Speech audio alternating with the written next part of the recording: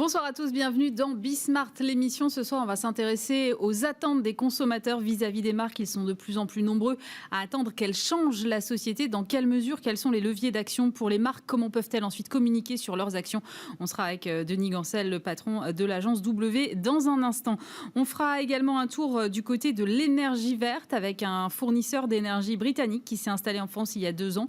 On parlera de faire parler la matière avec une start-up bordelaise qui est en train de révolutionner la maintenance prédictive, notamment dans le domaine aéronautique. L'un des patrons viendra nous expliquer ça. Et puis on terminera avec une petite mignonnerie, un petit porte-monnaie électronique pour vos enfants qui peuvent faire du paiement sans contact avec leur argent de poche. Ce sera à la fin de cette émission. C'est Bismart, c'est parti. Et pour commencer, je suis avec Denis Gancel, bonjour. Bonjour Aurélie. Président fondateur de l'agence W, vous venez nous présenter la 2e édition du baromètre Contributing, c'est en partenariat avec l'Institut CSA et le Club des annonceurs. Alors pour ceux qui ne seraient pas encore familiers avec cette notion de contributing que vous avez inventée l'année dernière, rappelez-moi de quoi il s'agit. Oui, alors d'abord il faut préciser qu'on a inventé le contributing avant le Covid. C'est ça. En pensant que le marketing avait fait son temps d'une certaine façon. Vous savez que le marketing a été inventé après-guerre dans les années 50 pour relancer la consommation. C'était un enjeu énorme. Et le marketing a formidablement bien marché, et presque trop bien marché, puisqu'il a débouché sur l'hyperconsommation. Et avec Gilles Deléry et les managers de l'agence et un certain nombre de chercheurs, on s'est dit, mais en fait, si on ne change pas le logiciel du marketing, les mêmes causes produiront les mêmes effets. Et donc, sans doute, faut-il s'intéresser à ce qu'il y a dans le moteur, dans le logiciel de la science marchande, puisque le marketing, c'est une science marchande, qui, bien entendu, reste très efficace. Et donc, il faut que le marketing demeure. Mais en revanche, il faut lui ajouter une dimension que nous avons appelée, en hommage un peu à Bernard Stiegler, qui est le chantre de l'économie de la contribution, eh bien, nous avons inventé le contributing en guise de clin d'œil avec le marketing. Alors, on va se plonger dans ce baromètre ensemble, si vous voulez bien, parce qu'il y a plein de trucs qui m'ont intéressé, c'est très très dense. Tant mieux. D'abord, 84% des Français pourraient abandonner une marque qui ne se comporte pas de manière responsable. Mais ça veut dire quoi, se comporter de manière responsable aujourd'hui pour une marque ? Oui, alors ça c'est un des principaux enseignements de cette étude, c'est le dégagisme du consommateur. C'est-à-dire que le consommateur qui jusqu'à maintenant était assez passif, Frédéric Becbédé l'a décrit dans 99 francs, le consommateur était considéré comme une cible et donc on devait tirer dessus. Vous vous souvenez de la ménagère de moins de 50 ans, et tout ça était quand même pas très obligeant pour le consommateur. Aujourd'hui, le consommateur, il a le clic assassin parce que la technologie lui donne un pouvoir et donc le pouvoir s'est déplacé. Il était du côté des marques incontestablement. Il est aujourd'hui de son côté. Et il a bien l'intention de l'utiliser. Et c'est pour ça que je parle de dégagisme. C'est que les marques qui ne seront pas au rendez-vous, eh bien, le consommateur les sanctionnera, soit d'un clic, soit tout simplement n'achetant plus. Mais sur quels critères il se base pour dire telle marque est responsable et telle autre ne l'est pas? Alors, ce ne seront pas des critères d'appréciation ni de perception, ce sont des critères de preuve. Et c'est ce que l'on voit sur le tout durable que tout le monde a préempté aujourd'hui. Toutes les entreprises sont en train de se transformer pour aller vers ce tout durable. Le consommateur, il va juger sur pièce. C'est ce que dit l'étude aussi, notamment en matière d'environnement. Et il va juger aussi par rapport aux parties prenantes et aux ONG et aux observateurs. Vous savez que cette semaine, on a annoncé que l'Office d'inspection sur les crimes contre l'humanité, le bureau d'enquête du parquet, se saisissait de recel de crimes contre l'humanité pour un certain nombre de marques qui faisaient travailler ou qui seraient accusées de faire travailler des travailleurs ouïghours. Ça a l'air de rien, mais ce sujet devient grand public et les contre-pouvoirs deviennent aujourd'hui relayés par les médias. C'est suffisant pour qu'un consommateur quitte une marque. Mais bien sûr. Quand vous portez la marque en question ou une des marques en question, vous vous posez la question. Quand Madame Pompili, ce matin, sur toutes les chaînes, fait un name and shame et donc nomme des marques qui ne sont pas au rendez-vous des engagements qu'elles ont pris il y a 5 ans sur le tri des déchets, vous vous posez des questions. Et donc le consommateur, il reçoit ces informations. Il est devenu aujourd'hui très éduqué et... c'est un autre item qui ressort de ce baromètre, c'est qu'il est devenu donc de plus en plus exigeant, il attend du sens. Et ce sens, c'est quoi? C'est les engagements tenus. C'est Cap Ferrer qui disait autrefois une marque, c'est une promesse tenue. Et donc voilà, il attend que les engagements soient tenus. Et puis il attend, peut-être on y reviendra, une néo-proximité. C'est-à-dire qu'il veut que la marque soit à côté de lui. Et puis lui, il veut être à côté de la marque, on y reviendra peut-être. Ouais. Alors, il y a aussi 23% des Français qui pensent que les grandes entreprises sont les acteurs les plus à même de changer de la société aujourd'hui. C'est une hausse de 2 points par rapport à 2020. Ça veut dire qu'aujourd'hui, les marques, elles ont une vraie responsabilité. Alors, je sais que c'est une question qui revient souvent, mais quasi politique. Oui, c'est un mot que je n'aime pas. Oui, j'imagine. Parce que je pense que c'est un mélange des genres et dans une démocratie, il ne faut pas jouer avec ça. C'est-à-dire que je pense que les marques soient citoyennes, c'est incontestable, qu'elles aient une contribution sur l'intérêt général, très bien. Qu'on commence à vouloir jouer avec les mots en disant que les marques deviennent politiques, je pense que ça les fait rentrer dans une sphère qui n'est pas la leur. Et je pense que les marques, quoi qu'on en dise, relèvent de l'intérêt privé et il ne faut jamais l'oublier. En revanche, par rapport aux items que vous évoquez, avant les grandes entreprises, le consommateur dit « nous sommes, nous, la force de changement principale ». Et ça, c'est ça qui est intéressant. C'est-à-dire que qu'est-ce que dit le consommateur ? Il dit la consommation n'est pas le problème, c'est la solution. C'est ça que dit cette étude. Et ça, c'est très réconfortant pour les dirigeants. Vous savez que s'il n'y a pas de consommation, il n'y a pas de croissance. S'il n'y a pas de croissance, on va vers le chômage et on va vers la violence, les guerres, et on sait bien où conduit la récession. La très bonne nouvelle pour l'exécutif, c'est que le consommateur dit dans cette étude, 2 consommateurs sur 3 disent « nous consommerons autant dans 5 ans ». Alors, ceux qui sont des tenants de la décroissance peuvent se lamenter. Moi, je m'en réjouis. Simplement, ça met toutes les marques et les consommateurs face à une responsabilité qui est quelle est cette nouvelle consommation qu'il faut inventer ? Parce qu'elle sera là, la consommation. Simplement, ce sera ni une consommation qui va vers l'hyper-consommation, ni une décroissance en disant on se bride. Donc il y a quelque chose là qui est à inventer et le consommateur est en train d'inventer devant les gouvernements et devant les chefs d'entreprise. Il dit c'est nous qui allons changer la société. Donc j'insiste, on va voir la consommation autrement. La consommation, c'est pas simplement un élément, un item économique et le consommateur n'est pas simplement un agent économique, c'est un agent profond de changement de la société. Oui, mais je suis d'accord avec vous sur le point de vue, il ne faut pas que l'entreprise devienne politique. Et en même temps, quand on parle d'entreprise à mission, est-ce qu'on ne les induit pas un peu dans ce champ-là ? C'est autre chose. L'entreprise à mission, qui est un héritage de la loi Pacte, qui est une avancée formidable, alors que le reporting, et vous le savez mieux que personne, est devenu trimestriel, donc on est dans une folie de court terme, c'est de proposer une proposition. La loi n'impose rien, c'est ça qui est extraordinaire, c'est de proposer à l'entreprise de voir plus loin et de se fixer une mission qui peut être à 15 ans, qui est à 20 ans, avec précisément des parties prenantes, avec des observateurs extérieurs qui sont garants de la promesse tenue. Et ça, c'est intéressant, parce que ce n'est pas l'entreprise qui s'auto-certifie. Ce sont des parties prenantes, des audits externes, qui vont voir si l'entreprise est bien dans l'axe de sa mission, dont on sait bien qu'aujourd'hui, la mission doit être incontestablement sociétale. C'est le mot politique qui me fait réagir. Je pense que c'est, encore une fois, on a la chance d'être dans une démocratie, on est dans un paradoxe incroyable. Le consommateur, c'est 100% de participation. Le citoyen, aujourd'hui, c'est quoi ? C'est 20% de participation aux dernières élections. Donc ça m'invite d'ailleurs à dire aux politiques, peut-être apprenez à mieux comprendre le consommateur, vous comprendrez mieux le citoyen. Alors, sur quel levier, une fois qu'on a dit ça, sur quel levier est-ce que peuvent agir les marques sur le plan sociétal ? Parce que le champ est vaste, donc est-ce qu'il faut qu'elles agissent sur le plan, je sais pas, de l'inclusion, sur le plan de l'environnement ? Les attentes des consommateurs ne sont pas tout à fait les mêmes. Comment est-ce qu'ensuite elles communiquent ? Parce que c'est bien beau de faire des choses, mais encore faut-il pouvoir le dire et l'expliquer aux consommateurs si on veut derrière effectivement déclencher l'acte d'achat. Oui, alors d'abord, ça dépend du secteur dans lequel vous êtes. C'est-à-dire qu'il n'y a pas de loi intangible de ce qu'il faut faire dans l'absolu. Tout ça est relatif quand vous êtes dans le domaine de l'énergie ou dans le domaine de l'industrie ou dans le domaine de la santé, qui sont les secteurs qui sont les plus attendus avec l'alimentation, qui sont les secteurs dans le baromètre où il y a le plus d'attentes par rapport à l'engagement sociétal. Évidemment, vous devez d'abord tenir compte de la spécificité de votre secteur. Après, on peut donner quelques recommandations à ceux qui sont en train de se transformer vers ce tout durable. C'est d'abord de se fixer des objectifs réalistes. C'est intéressant de voir ce qui se passe dans l'industrie automobile. On a commencé par dire 2030, et puis là, on commence à dire 2030, ça va être un peu juste. C'est un peu juste, on va peut-être faire 2035. Le consommateur et les parties prenantes ont très bien compris ça, que à l'échelle d'une industrie comme l'automobile, ça ne pouvait pas se faire en un claquement de doigts. Donc je pense qu'il y a une grande maturité aujourd'hui du consommateur. Le consommateur, il attend quoi ? On l'a dit tout à l'heure, il attend que les promesses et que les engagements soient tenus. C'est pour ça que le name and shame de Mme Mme Pompili va être efficace. C'est que aujourd'hui, on disait souvent, il ne faut pas se faire prendre par la patrouille. Eh ben, les marques aujourd'hui, elles sont en train de se faire prendre par la patrouille. On le voit bien. Le purpose washing, ça ne peut plus marcher. Non. Alors ce que l'on dit à nos clients tous les jours, on leur dit, écoutez, fixez-vous des objectifs atteignables. Ça ne sert à rien de promettre la lune si vous ne pouvez pas. Au contraire, ça va se retourner contre vous. Ça, c'est le sujet du boomerang. Et puis, il y a quelque chose qui m'est cher, c'est la stratégie du jalon. C'est-à-dire, dites à quels les bouées de passage de votre transformation. Et dites-les, prenez des engagements. Et lorsque vous passez une bouée de passage de votre transformation, vous devez communiquer sur ces jalons. Parce que d'abord, c'est source d'encouragement, c'est source de progrès.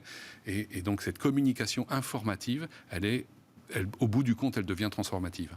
Alors, dans les leviers, justement, pour les marques qui sont cités en premier, évidemment, il y a tout ce qui est engagements environnementaux, évidemment, ça semble logique.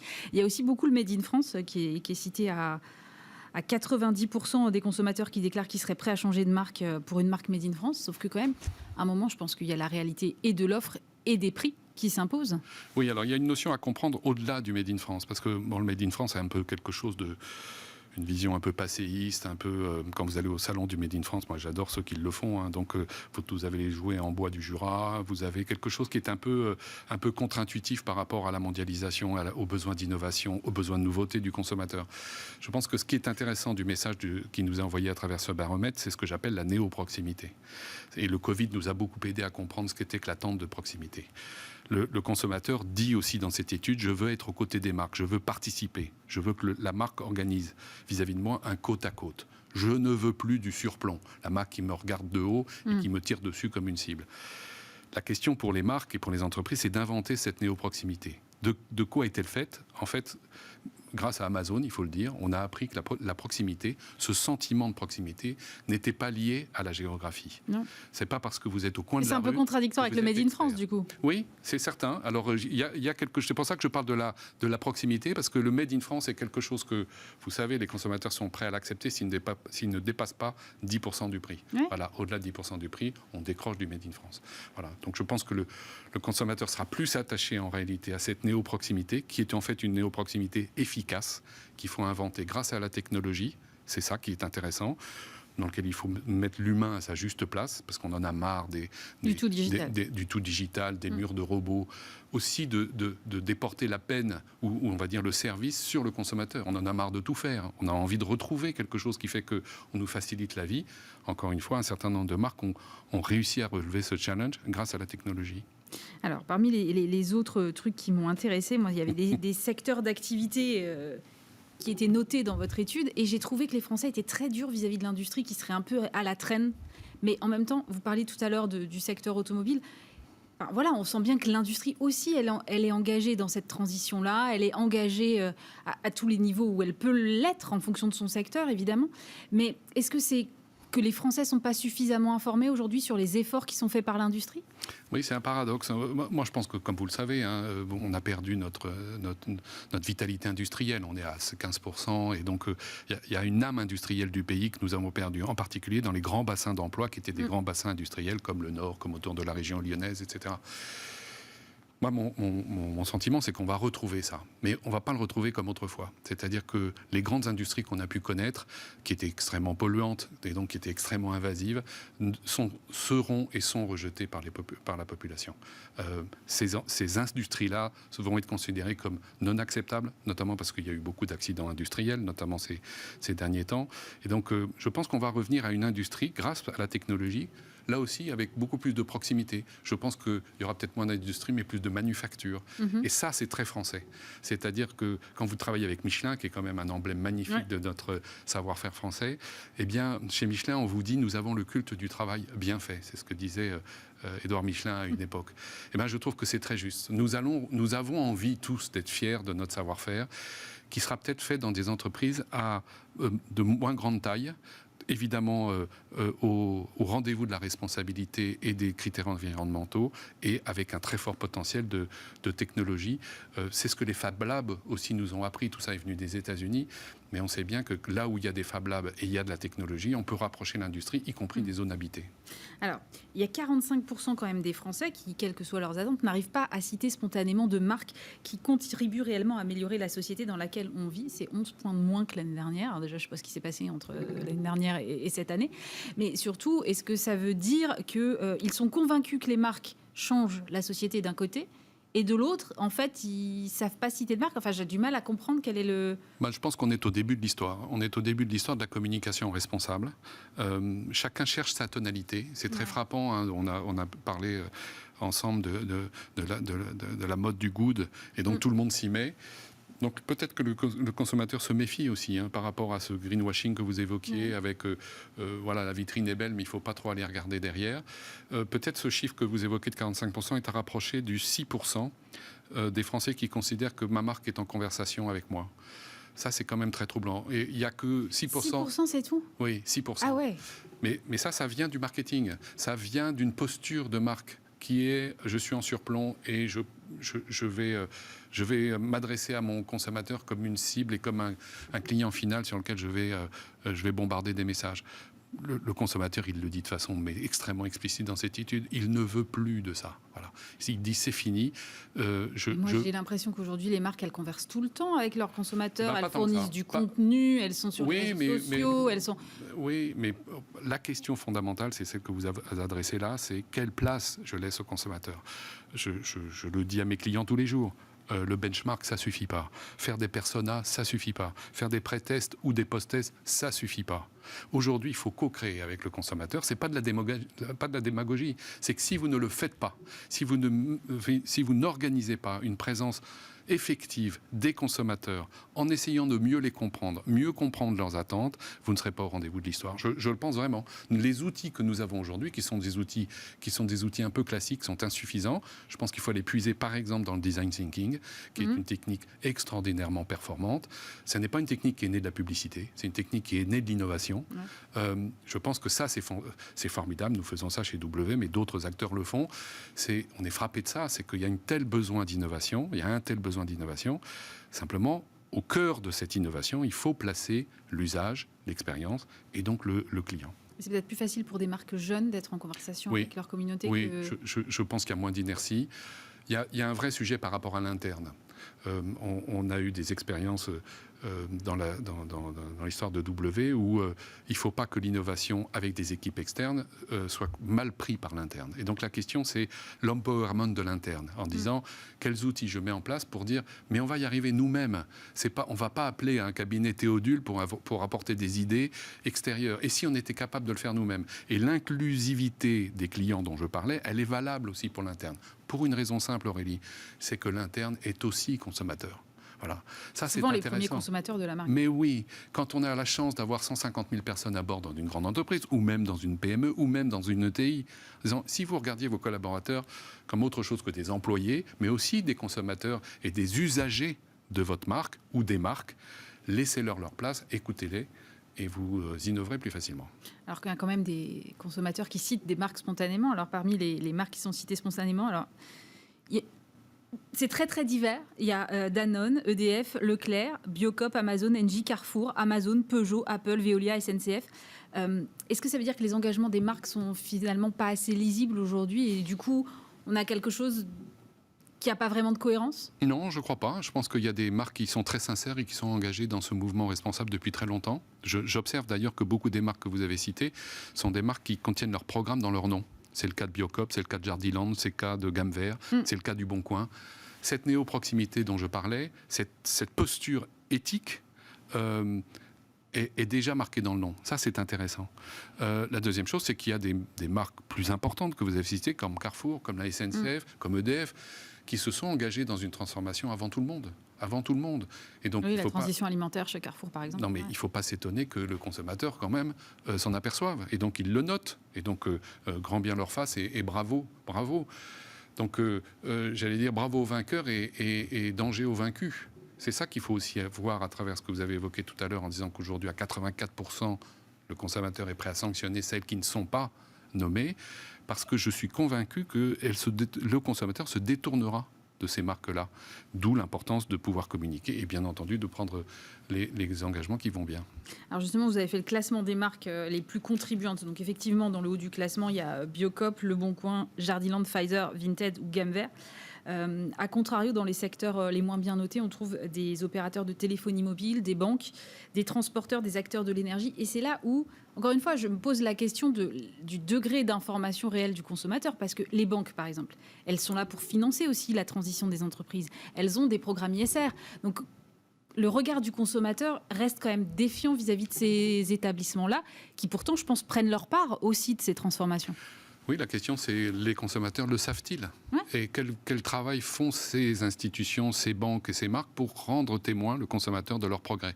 Encore une fois, les consommateurs n'attendent pas que les marques disent voilà, ça y est, on est totalement vertueux, c'est formidable. Pas du tout ça. Ils attendent au contraire un discours de vérité en disant écoutez, c'est difficile. Apple le fait magnifiquement bien, par exemple.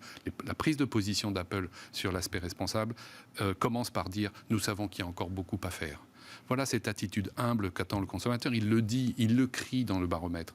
Et donc, si j'avais quelques recommandations à faire pour les marques, en disant qu'est-ce que je fais ? La première chose, c'est d'avoir conscience que nous sommes, je crois, à un moment de bascule assez historique sur le changement de statut du consommateur. Voilà. Il n'est plus celui que l'on a travaillé depuis 70 ans. Il a changé. Est-ce que vous le connaissez aussi bien que vous le croyez ? Est-ce que vous avez les bons outils pour le comprendre ? Sa psychologie, c'est extrêmement important de mieux le connaître. Une fois que vous le connaissez mieux, eh bien, il faut lui laisser une place. Il faut lui laisser une place dans votre organisation. Et pas simplement dire oui, j'ai fait le pré-test, c'est bon, on va y aller. Non, il faut être en permanence en contact avec le consommateur pour organiser ce côte à côte. Et puis dernier point, c'est cette stratégie du jalon qui m'est chère. C'est le fait de dire voilà, on se fixe un objectif. Test and learn, comme dit ma fille, c'est important. C'est pour ça que j'ai aimé l'initiative d'Olivia Grégoire sur la plateforme Impact. Voilà, c'est nouveau dans le contexte français. C'est mettez vos données sur une plateforme à Bercy et puis comparez-vous et puis on va essayer. Voilà, nous on s'est mis sur cette plateforme pour progresser. On s'est pas mis sur cette plateforme pour faire les malins et pour dire qu'on était les meilleurs. Non, on s'y est mis pour dire ça va nous obliger à progresser. Et je pense que toutes les entreprises de France devraient y aller. Est-ce qu'elles doivent, les entreprises, finalement choisir un cheval de bataille ? Parce qu'on ne peut pas être à la fois bon partout. Donc est-ce qu'elles doivent, en fonction de leur secteur, se dire ma priorité, c'est X ou Y action ? Oui, vous avez raison, c'est une sorte de cantonnement. Vous avez la phrase de Bourbon-Busset qui dit « Les rives sont la chance du fleuve, en l'enserrant, elles l'empêchent de devenir marécage ». C'est une jolie phrase qui résume beaucoup la stratégie des entreprises.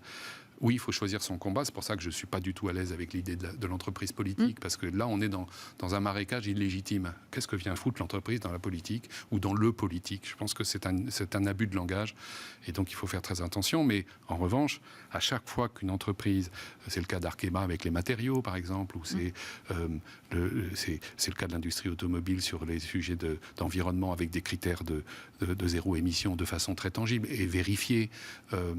À chaque fois que l'entreprise choisit son combat, elle est dans le vrai.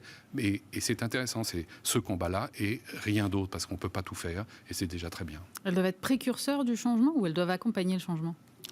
Elles doivent proposer le changement. En tout cas, elles ont compris, parce que ça c'est aussi notre nouveauté, c'est que le changement, le responsable, le vert, l'écologie, a été souvent considéré au titre de la RSE comme une norme extérieure qui était imposée à l'intérieur de l'entreprise. Qu'est-ce que faisaient les entreprises ? Je suis autour des années 2000. On mettait 2-3 personnes dans un bureau en disant tu me fais le rapport développement durable, mais surtout tu ne touches pas à mon business model. Qu'est-ce qui se passe aujourd'hui ? C'est que c'est totalement le mouvement inverse qui se produit, qui est un mouvement merveilleux de transformation et qu'il faut soutenir. C'est des entreprises qui, de l'intérieur vers l'extérieur, ont décidé de se transformer pour des raisons objectives de business. Si elles ne se transforment pas, elles seront en danger de mort. Elles le savent, elles n'auront plus de clients. Voilà. Donc, et la société les éjectera. C'est ce que dit le baromètre. Voilà. Le consommateur considère qu'il est le principal levier de changement de la société, avant les gouvernements. Voilà. On peut le regretter, mais c'est un fait. C'est pour ça que je dis, et si la consommation était la solution et pas le problème. Je le crois vraiment. D'autant plus que finalement, les consommateurs disent qu'ils vont continuer à acheter. 62% des Français prévoient de consommer toujours dans 5 ans, ce que vous disiez tout à l'heure. Finalement, ça veut dire que le champ d'action, il est réel. Le porte-monnaie restera toujours un très bon moyen d'agir en fait. Aurélie, l'INSEE dit 6% de croissance cette année. Ouais. Et je pense moi je suis d'accord avec Nicolas Bouzou, on est au début des 10 glorieuses. C'est ça qu'il faut préparer. Et la question, c'est comment on considère le consommateur et comment on accélère la transformation sans que la machine s'emballe trop, parce qu'il y a des équipes internes aussi auxquelles il faut penser. Je suis frappé, il n'y a jamais eu autant de communication, de changement à l'intérieur des entreprises, parce que quand on a un effectif, il faut qu'il évolue. Il faut qu'il évolue, et ça n'est pas... On a affaire à une mutation. Voilà. Et ce matin, je travaillais avec un client sur le sujet de la communication de l'innovation. Tout le monde dit j'innove, très bien. Oui, une fois qu'on a dit ça. Oui, voilà. Et comment arriver à trouver des aspérités. Et pour nous, je ne veux surtout pas avoir l'air de donner de leçons, parce que nous devons balayer devant notre porte. Nous, communicants, publicitaires, spécialistes de marque, que sais-je. En tout cas, nous, agences. Car le consommateur, et j'en termine, je ne veux pas le faire parler trop, mais c'est intéressant, qu'est-ce qu'il dit, qu'est-ce qu'il demande? Il veut une néo-créativité. Il veut ni une communication mormon en disant on va s'auto-flageller, on arrête tout, parce qu'on a bien vu que la machine allait s'arrêter, ni une communication de jouisseur en disant il est interdit d'interdire et je veux m'éclater comme avant. Non, il est d'accord pour dire, c'est aussi dans l'étude, de garder un hédonisme. Il ne renie pas son hédonisme. Il veut se faire plaisir. Il dit oui, je veux continuer l'achat d'impulsion. Oui, je veux qu'on me livre plus tôt, avec une durée plus tôt. Alors très bien, ok. Mais alors nous, qu'est-ce qu'on invente comme créativité responsable? Voilà notre responsabilité. On y travaille dans le cadre des États généraux de la communication, dans le cadre de tous les organismes collégiaux. Donc selon vous, il reste de la place quand même pour la créativité. On ne va pas se retrouver avec des campagnes ennuyeuses qui sont un peu moralisatrices sur achetez-moi parce que je suis responsable. C'est la transposition de ce que dit Jean Covici dans le domaine de l'énergie, en disant vous avez vu que sur l'énergie, on a régressé 2 siècles avec les moulins à vent. On y revient. Voilà. Moi, j'ai pas envie de revenir au moulin à vent de la communication, c'est-à-dire à l'information de grand-papa. Non, je pense que si on n'est que dans une communication informative, on va renier tout ce que nous avons. En plus, il y a un génie français entre Havas, Publicis et toutes les agences et tous les groupes. Enfin voilà, il y a une French touch extraordinaire. On l'a vu au Canyon cette année pour une fois. Hein, eh ben oui, alors on s'excuse auprès des autres. On a perdu contre la Suisse, mais on a quand même gagné. On a quand même gagné un peu. Voilà. Non, mais je pense qu'on a la France et l'Europe, mais la France en particulier, de par son génie créatif. Et si on inventait la nouvelle pub et la nouvelle communication, le nouveau comportement des marques, qui est une communication qui doit être en aucun cas chiante, en aucun cas triste. Et grise, pitié, quoi. Voilà, mais elle doit être responsable, voilà. Et donc moi je me félicite que des organismes comme la RPP, soient plus vigilants. C'est nécessaire, voilà. Je dis à mes clients, vous savez, le partenaire qui vient d'arriver là dans nos relations et dans nos travaux, c'est l'avocat, voilà. C'est l'avocat et c'est normal, c'est légitime, c'est le légal. Parce que si on fait fi de l'avocat, si on fait fi des règlements, si on fait fi des lois, alors le consommateur ne sera pas au rendez-vous, voilà. Mais c'est nouveau ça. Vous l'aviez pas avant? On ne l'avait pas on ne l'avait pas dans les phases de conception. On ne l'avait pas exactement pareil. C'est une vraie remise en cause de nos métiers, parce que c'est un partenaire qu'on n'aime pas beaucoup, parce que c'est un peu l'antithèse de la créativité. Oui, on dit c'est un remède à la créativité. Voilà, c'est un tue-l'amour.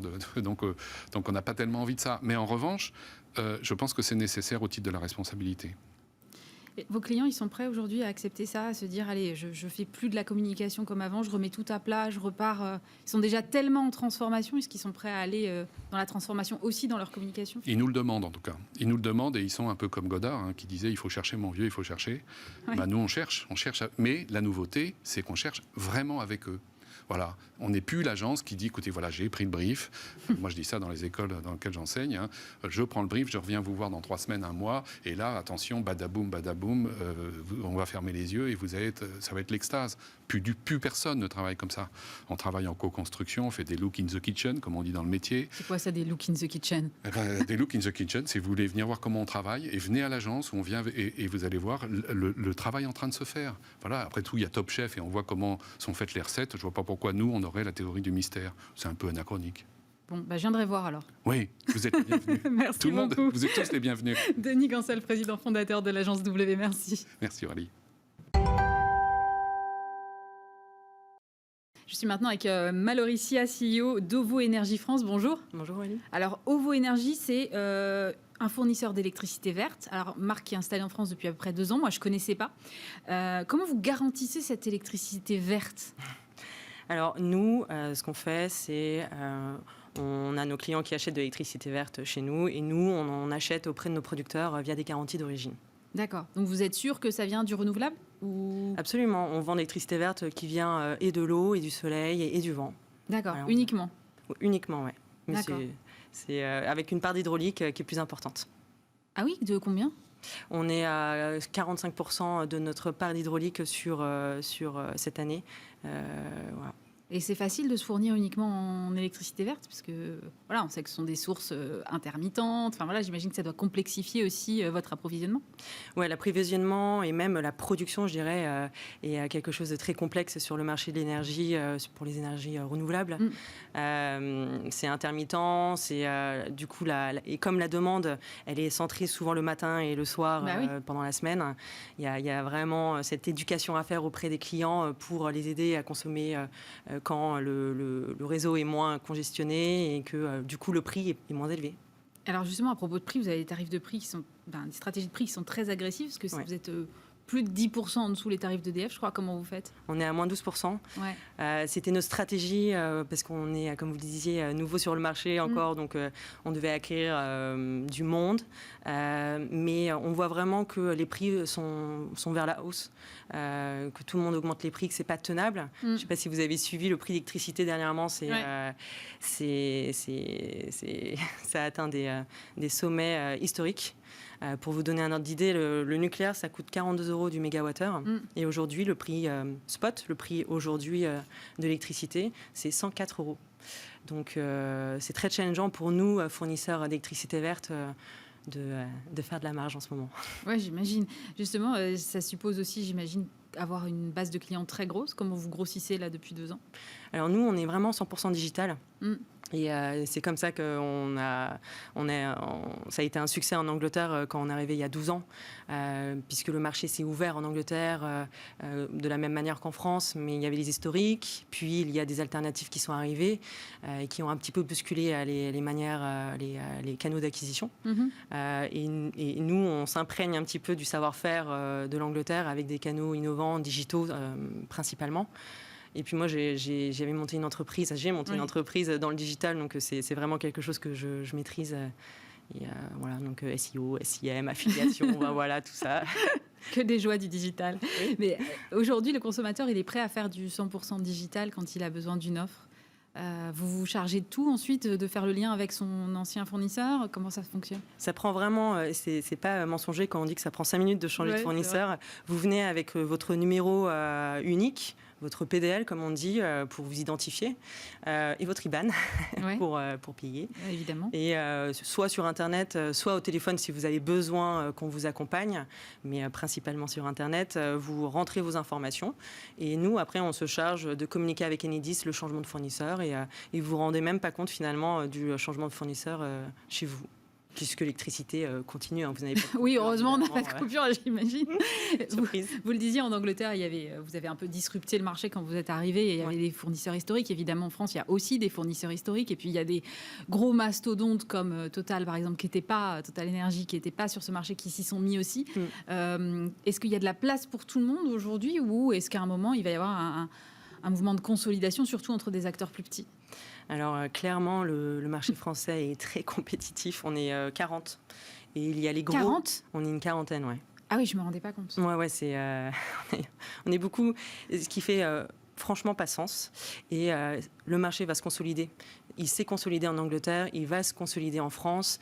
Les taux d'acquisition ne font que croître. Et c'est juste pas viable sur le long terme. Donc à un moment, il va y avoir des fermetures, il va y avoir des rachats. Et puis on va avoir de moins en moins d'acteurs. C'est finalement ceux qui ont les reins les plus solides et qui savent innover pour attirer le plus de personnes. Voilà. Nous, on a la chance d'avoir une licorne anglaise qui nous back. Donc on est plutôt serein. Et c'est la raison pour laquelle on est arrivé aussi il y a 2 ans. On pourrait se dire, mais pourquoi vous êtes venu alors qu'il y a tant de personnes déjà sur le marché ? Et non, on est plutôt serein. En plus, on apporte de la technologie innovante, donc on s'amuse bien. Alors justement, vous le disiez tout à l'heure, vous avez monté une entreprise avant une start-up qui s'appelait Zensoon, que vous avez vendue à Treatwell. Oui. Comment est-ce qu'on passe d'entrepreneur à salarié d'une boîte ? Parce que c'est pas du tout la même vie. J'ai des amis qui me posent la question souvent, mais pourquoi tu ne remontes pas une boîte ? C'est fatigant. Je leur réponds parce que je n'ai pas oublié à quel point c'était difficile.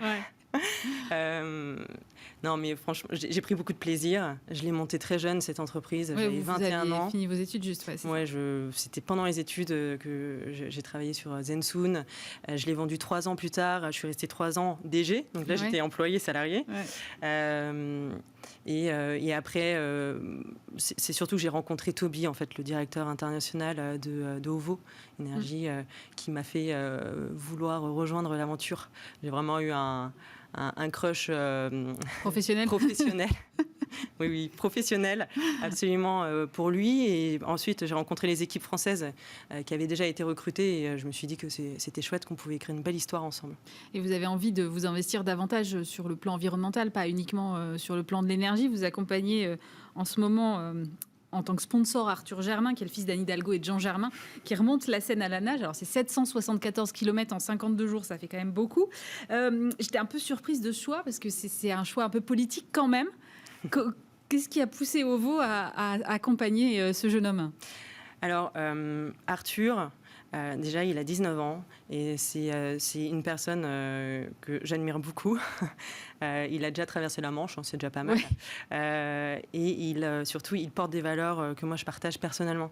La valeur sportive, puisque, comme vous le disiez, nager plus de 700 km en autonomie totale, donc sans aide, où il tire son kayak de 100 kg derrière lui tout en nageant. Voilà, c'est un exploit que j'admire. Je veux bien croire. Et puis, j'ai fait beaucoup de compétitions dans ma vie. Donc un peu de natation en compète. Alors j'ai vraiment pas son niveau, mais en tout cas on a pu échanger sur ce que ça nous apporte au quotidien finalement de faire la compète, mais aussi tout ce qui est écologie, puisqu'il descend la Seine. Pas que pour le défi sportif, mais aussi pour mettre en valeur la beauté de nos paysages, de la Seine, de toute la biodiversité, en fait, de notre patrimoine naturel qu'il faut chouchouter et qu'on ne chouchoute pas suffisamment. Et il prend, par exemple, tous les jours un petit peu de la Seine pour voir à quel point elle se pollue le long de son cours. Et donc c'est pour ça que j'ai voulu sponsoriser et accompagner Arthur et vraiment loin de toute considération politique. D'accord. Alors vous avez réalisé justement une étude IFOP dans ce cadre. Il y a notamment un truc qui m'a intéressée sur l'écologie. Un Français sur 2 estime qu'il est plutôt correctement sensibilisé et seulement 16% qu'ils sont tout à fait sensibilisés. Je trouve que c'est assez faible quand même. Oui, c'est un cap. On a atteint un cap de bonne volonté, mais clairement il y a un travail d'éducation à faire auprès de la jeune éducation, de la jeune génération. Je m'en mêle les pinceaux. Moi, je le vois comme du positif. On a quand même 16% qui sont plutôt qui sont au courant et qui mettent en place des éco-gestes au quotidien. Et il y a tout un travail à faire, mais ils sont demandeurs en fait. Le tout, c'est de leur expliquer, de les accompagner en fait dans cette transition écologique, parce que si on ne sait pas comment faire, on ne peut pas le faire. Donc c'est notre rôle aussi chez OVO de leur montrer le chemin.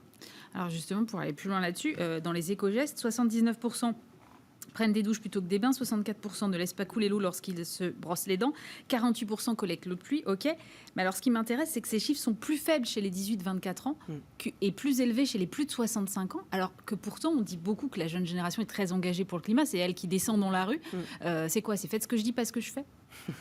Clairement, il va falloir les booster davantage, leur montrer comment faire et leur expliquer qu'il va falloir changer leur comportement si on veut que dans 30 ans, on puisse en profiter de notre planète. Mais je dis il faut, mais c'est pas vraiment notre ADN. Nous, on n'est pas pour montrer du doigt, on ne dit pas il faut que tu changes tes habitudes, c'est mal. Mais on est plutôt rejoignez-nous et on va vous dire, on va vous expliquer comment faire par de simples éco-gestes qui ne coûtent franchement pas beaucoup d'efforts, comme, je sais pas, éteindre son ballon d'eau chaude quand on part en vacances, éteindre les lumières quand on sort de sa chambre, voilà, faire du vélo et pas de la moto. Bon, voilà, des simples choses qui sont à mettre en place et évidemment prendre des douches, de préférence au bain.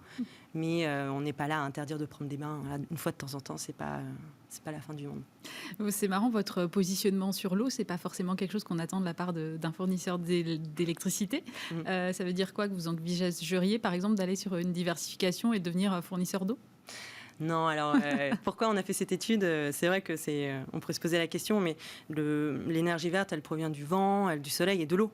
Et du coup, on a voulu un petit peu prendre le pouls avec la population française et comprendre c'était quoi leur rapport avec l'eau. et faire évidemment un focus sur la Seine, puisque Arthur Germain y nage en ce moment. Et l'idée, c'est de mettre, maintenant qu'on a les chiffres, et qui nous étonnent, vous en avez mentionné un, mais il y en a plusieurs qui sont étonnants finalement, de les mettre en avant et d'espérer que des actions soient mises en place pour pallier à tout ça, par rapport à la nage ou même aux éco-gestes, à l'environnement. Merci beaucoup Mallory Sia. Je rappelle que vous êtes CEO d'OVO Énergie France. Merci d'avoir été avec nous. Et je suis maintenant avec Mehdi Elafed. Bonjour. Bonjour. Vous êtes le cofondateur de Touch Sun City. Vous êtes l'un des lauréats du concours Total EDEC Entreprendre dont Bismart était partenaire il y a quelques mois. Alors l'idée de Touch Sun City, c'est de faire parler la matière pour justement pouvoir avoir des informations en termes de maintenance. Vous allez nous expliquer les applications concrètes. Mais d'abord, comment est-ce que vous arrivez à faire parler les matériaux ? D'accord, alors c'est très simple, effectivement, vous avez raison, on fait parler les matériaux et on utilise un système embarqué qui va être branché sur la périphérie. Et ce système embarqué envoie un signal et le récupère. Et en étudiant le signal envoyé par rapport au signal reçu, on va être capable de faire une reconstruction du matériau. Alors à quoi ça ressemble concrètement ce système embarqué ?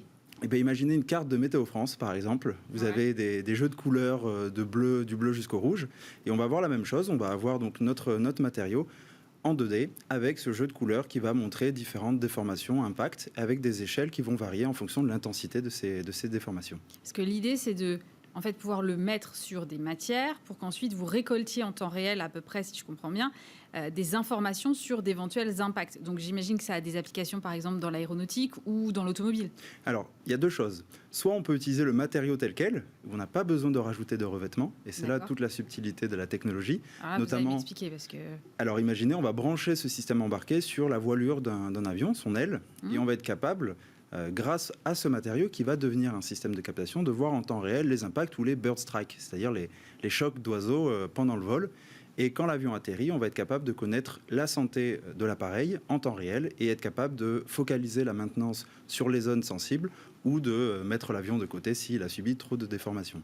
Et dans d'autres cas où le matériau est pas compatible ou pas optimal, notamment par exemple dans le ferroviaire, on va être capable de mettre un revêtement parce que c'est un matériau que nous avons nous-mêmes créé et c'est cette fois-ci ce revêtement qui va servir de système de captation. Et on va pouvoir détecter les impacts de gravier par exemple sur la carrosserie d'une voiture ou d'un train. Alors, attendez que je comprenne bien. Votre système embarqué, si vous le mettez par exemple sur la carlingue d'un avion, ça ressemble à quoi ? Ça ressemble à un patch que vous posez, mais dans ces cas-là, il ne prend pas l'ensemble de l'avion en considération. Comment ça fonctionne ? Du tout, c'est une carte de visite. Imaginez un petit composant électronique qui fait la taille d'une carte de visite qu'on va simplement brancher sur la périphérie de notre matériau, donc via différents points de contact sur l'aile. Et c'est uniquement comme ça qu'on va être capable de récolter les données, dans le cas où le matériau est compatible. Et si le matériau n'est pas compatible ou qu'il nécessite beaucoup de puissance de calcul, et c'est toujours difficile d'embarquer des serveurs sur un avion, dans ce cas-là, on va utiliser un revêtement de type film adhésif.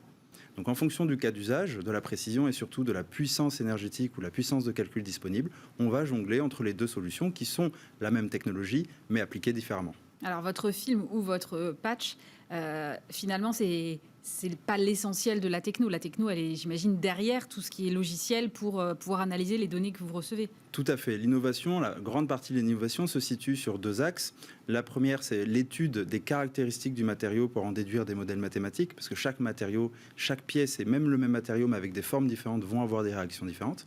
Et ensuite, la plus grosse partie, ça va être la partie algorithmie, parce qu'on va utiliser à la fois des modèles mathématiques, dits paramétriques, c'est-à-dire qu'on connaît les paramètres de notre environnement, et aussi des modèles plus orientés intelligence artificielle, dans les cas où on ne maîtrise pas. Et on va combiner les deux, en utiliser qu'un ou l'autre, pour justement être capable de transformer les données qu'on récolte, qui sont des données abstraites, qui n'ont aucun sens physique, mais qui vont nous permettre d'en donner un sens et de connaître la force de l'impact, sa zone, l'angle de déformation par exemple. Et j'imagine que ça doit faire gagner énormément de temps en termes de maintenance, parce que si vous savez exactement où aller chercher la faille et comment la réparer, parce que vous savez quel type de faille vous allez trouver, effectivement, on gagne du temps et de l'argent potentiellement. Effectivement, je peux vous donner deux exemples concrets. Ouais. Si on prend un avion de chasse, souvent, quand il va subir un choc lié à soit pendant le vol ou soit justement dans le hangar au niveau d'une aile, ça va prendre entre 2 et 4 mois d'immobilisation pour le réparer, d'identifier et s'assurer que tout fonctionne. Ah oui. Avec notre technologie, on va être capable de focaliser la maintenance, donc de réduire ce délai. Et ne serait-ce que même si on fait gagner qu'un seul mois sur ces 3-4 mois, on va être capable de mettre l'avion en service plus rapidement.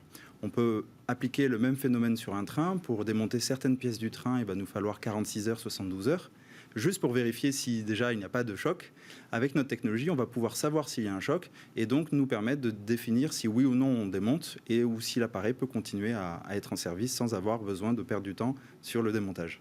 Alors, c'est pour ça que j'imagine que vous avez réussi à séduire des gros industriels comme Airbus ou Ariane. Vous les avez convaincus alors que vous avez qu'1 an d'existence, c'est qu'ils voient le potentiel, j'imagine, derrière. Alors, on les a convaincus, oui et non. Ils nous ont aussi beaucoup aidés parce que, pour l'histoire, tout a commencé avant même de créer Touch and City. Mon associé Anna Pugache et moi-même, on a... Qui est chercheuse, hein, c'est ça? Exactement, qui est chercheuse et qui est donc maintenant responsable de la partie technique. On a écumé les salons en tant que visiteurs pour présenter notre concept au grand groupe. Et c'est Airbus et Ariane Group notamment qui nous ont posé beaucoup de questions, qui ont orienté notre réflexion et qui nous ont permis de monter en compétences et en maturité sur les difficultés de la maintenance prédictive. Ni elle ni moi ne venions de ce milieu à l'origine, et ça nous a permis de construire une proposition de valeur et de vraiment identifier en quoi notre technologie va être avantageuse, parce qu'on peut l'appliquer aux avions, mais on peut également l'appliquer sur un sol, sur une planche de surf, sur un mur, sur toutes les surfaces et tous les matériaux existants. Donc le plus gros défi de Touch and City, ça a été d'identifier notre marché et d'identifier le réel besoin des industriels aujourd'hui. Et justement, vous avez des applications possibles en usine? Oui, tout à fait. Aujourd'hui, quand un robot est utilisé, notamment en ligne de production, on a ce qu'on appelle une cage, c'est-à-dire une zone qui est délimitée par des barrières, des choses comme ça, des rayons infrarouges autour de la machine, qui correspond à la zone d'insécurité. Si on dépasse cette zone, le robot s'arrête instantanément, ce qui arrête la ligne de production. Ça fait donc perdre du temps et de l'argent. Avec notre solution, on peut imaginer un sol autour de la machine, et à partir du moment où vous mettez un pied dessus, la machine s'arrête, mais l'avantage c'est que ce sol va être adapté à la limite minimale à atteindre avant d'arrêter le robot, et donc réduire les risques et surtout le nombre de fois où le robot s'arrête. Donc encore une fois, un gain de temps et donc un gain d'argent. Vous avez levé il n'y a pas longtemps 1 million d'euros. On sait que évidemment ce genre de modèle et de recherche, ça nécessite effectivement beaucoup de temps. Je crois que votre associé elle bosse dessus depuis déjà 2015 ou quelque chose comme ça. Donc comment est-ce que vous envisagez la suite? Vous allez faire beaucoup de levées de fonds comme on peut le voir par exemple dans la deep tech en général?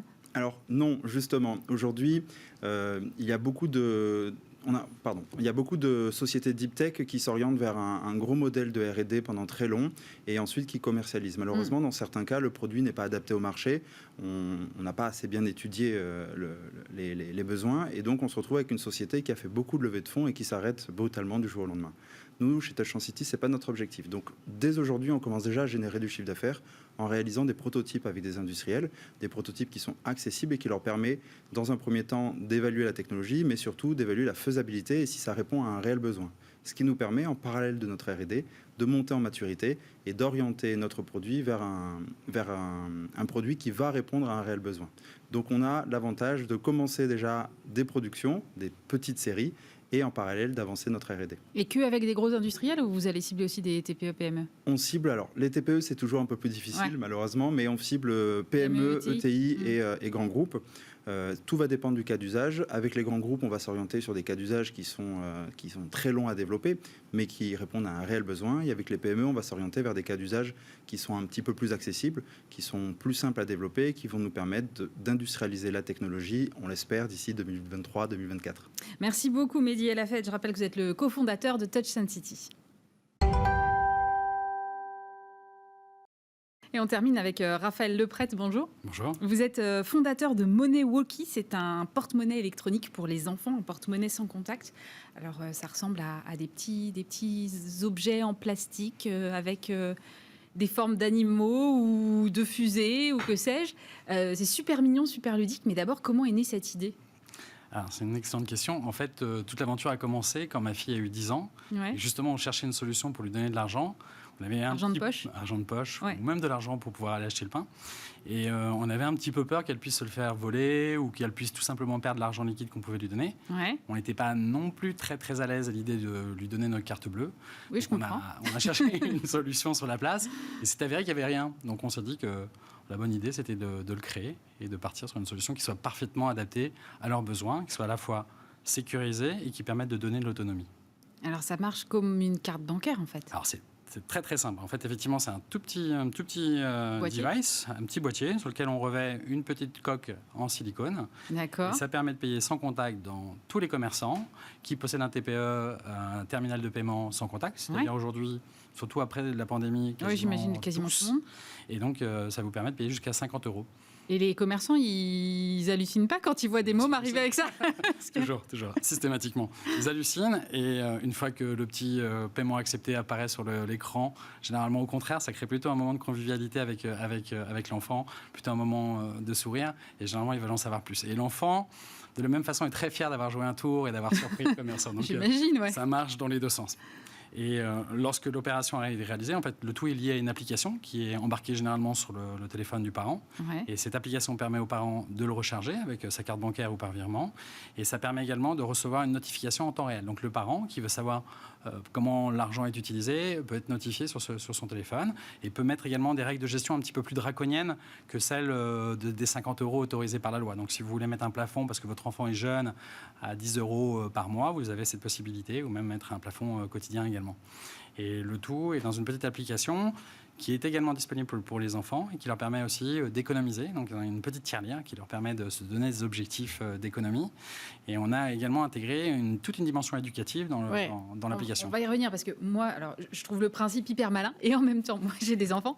Je me dis, alors c'est peut-être parce que effectivement, je suis un peu vieille maintenant, mais je me dis quand même, tout l'apprentissage de l'argent, c'est quand même, ça passe par la tirelire. Moi, ma fille, elle adore compter ses petites pièces, me montrer combien elle en a dans son porte-monnaie.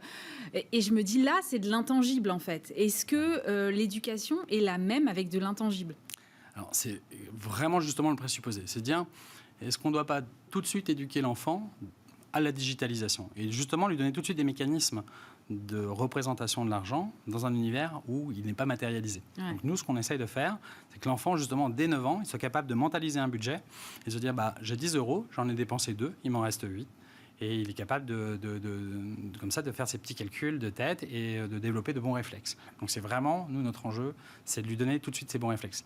Et à travers l'application, on pousse des informations sur les différents produits qu'il peut acheter. On va lui expliquer, par exemple, quand il achète un pain au chocolat 1,10 € ou 1,20 €, comment se décompose ce prix, à qui va l'argent. Quand il va acheter une place de cinéma, une dizaine d'euros, quelle part va pour le tenant de la salle, quelle part va pour le réalisateur, l'autre part pour la SACEM, pour la musique. On essaye de décortiquer l'opération. Vous allez jusqu'à la TVA ? On va jusqu'à la TVA, ça fait partie d'une partie significative de la dépense. Et effectivement, c'est intéressant que l'enfant comprenne qu'il y a aussi une partie qui va pour le bien public. Et donc oui, on explique tout ça. Et on essaye de le sensibiliser à un certain nombre de choses hyper importantes. Parce que thésauriser, c'est une chose intéressante. Apprendre à dépenser intelligemment et de manière responsable en est une autre.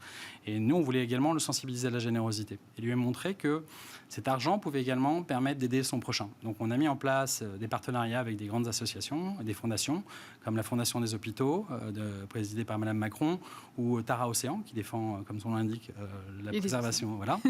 Et l'idée, c'est de permettre aux enfants de faire des petits dons de 1, 2 euros, voilà, les montants étant pas vraiment très importants.